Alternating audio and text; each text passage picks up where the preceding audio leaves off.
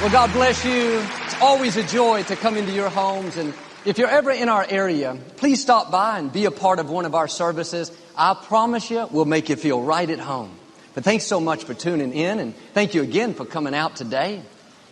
I want to talk to you today about having continual joy.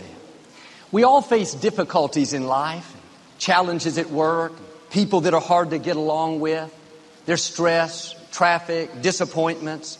If we're not careful, we'll let the pressures of life weigh us down. It's easy to complain, talk about our problems, become negative, discouraged. But we weren't created to endure life. We were created to enjoy life. And we can't control what happens on the outside, but we can control what happens on the inside. And happiness for a lot of people is based on their circumstances. It's the weekend, I'm happy. My spouse is treating me better, I'm happy. Traffic wasn't too bad, I'm happy. But joy is not dependent on what's happening around you. Joy is deep down within you. Doesn't mean we'll be jumping up and down every day, but there's a calm delight. You're content. You're at peace. You know God's fighting your battles. You could be upset, but you have a smile on your face. Things are tough, but you're not complaining. Your attitude is, life is good. I'm thankful to be alive. When you live like that, you're tapping into the joy that's on the inside. John chapter 4, Jesus said to the woman at the well, if you drink of this water, you'll thirst again. But I will give you living water. He described it in verse 14. It says this water will become a spring, welling up, bubbling continually within you. There is a well of joy in you right now. A spring that's supposed to bubble up and continually flow. Why don't we all have joy? There's something we have to do. Ephesians 5 says, be ever filled with the Spirit. Notice, you don't get filled one time and then you're done. It says be ever filled. This means on a regular basis, we have to keep filling ourselves up. How do we do it? The next verse says, by speaking to yourself in songs, making melody in your heart, and by being thankful. The way to have continual joy is to keep a song of praise in your heart. All through the day, on the inside, we should be singing. This means in our attitude, we're grateful. In our thoughts, we're always thinking about God's goodness. Cooking dinner, you're humming the tune to a song. Mowing the lawn, you're whistling as you go along. Driving to work, this is going to be a great day. Lord, I'm excited about my future. In some way, you're always making melody in your heart. Thinking about God's goodness. Thanking Him for your life, your family, your job. Every time you do this, something is happening. You're not just being positive, just having a good attitude. You're being filled back up. God is pouring into you peace, strength, favor, victory. See, life takes things out of us. Stress, disappointments, traffic. We have to develop this habit of being ever filled. Well, Joel, I went to church on Sunday. I got filled up for the week. That's good, but one time is not going to last all week. When you get stuck in traffic on Monday morning, a coworker aggravates you Monday afternoon, your child gets on your nerves Monday evening, all that was poured into you on Sunday is going to be used up.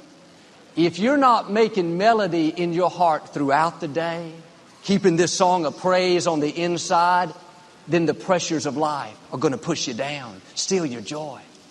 It's like a helium balloon. If you've ever gotten one for your birthday, the first few days the balloon flies high and it goes to the end of the string. In fact, if you went outside and let it go, it'd go way up in the air. But in a few days, the balloon starts to sink down a little, get a little smaller. Day after day, it goes lower, lower. Eventually, it's on the ground. It won't rise at all. There's nothing wrong with the balloon. It's just out of helium. If you were to refill it, it would be just as good as it was when it was new. In the same way, every time we complain, we're leaking. Every time we get stressed out, we're leaking. Every time we worry, we're leaking. Before long, we have no joy, no passion. That's why we have to become ever-filled. Next time you get stuck in traffic, try a new approach. Instead of complaining, Lord, I want to thank you that you're directing my steps.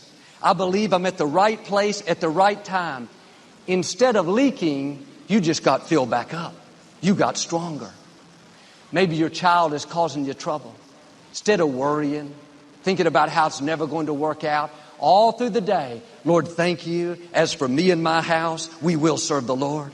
Lord, you said the seed of the righteous, my children, will be mighty in the land. What could deflate you instead will inflate you. Perhaps the medical report wasn't good. You could easily be depressed, live in self-pity. But instead, in your thoughts, you're constantly thinking, Lord, you are good. Thank you that you're my healer. Thank you that nothing can snatch me out of your hands. Because you're making melody in your heart, you're going to stay encouraged. That well of joy will keep bubbling up, giving you the strength to fight the good fight of faith. But too many people have developed a habit of being negative, seeing the worst, worrying. You can develop this new habit of keeping a song in your heart. You have to look for ways you can be grateful. In your everyday life, brushing your teeth in the morning, Lord, thank you for this day. Getting dressed for work, Lord, thank you that I'm healthy. Cooking breakfast, Lord, thank you for my children. Driving to work, Lord, thank you that I have a job. In your thoughts, you're always meditating on God's goodness. It's easy to do just the opposite. Focus on what's wrong. It doesn't take much effort to go toward the negative. Well, Joel, I don't like my job. These people get on my nerves. And traffic was terrible today. And I don't feel like cooking dinner for my family. Nobody appreciates me. All I do is work around here. Can I tell you? You're making yourself miserable. You're deflating your own balloon. Turn it around and start making melody in your heart. You may not like your job, but why don't you thank God that at least you have a job?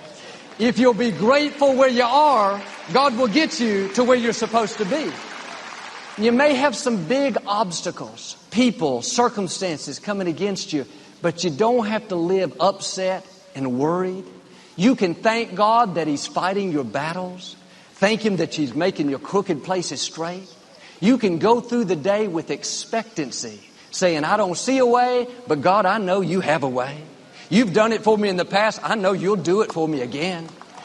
This is how you have continual joy. When you have joy, you have the strength you need to overcome the obstacle, to outlast the attack, to accomplish your dreams.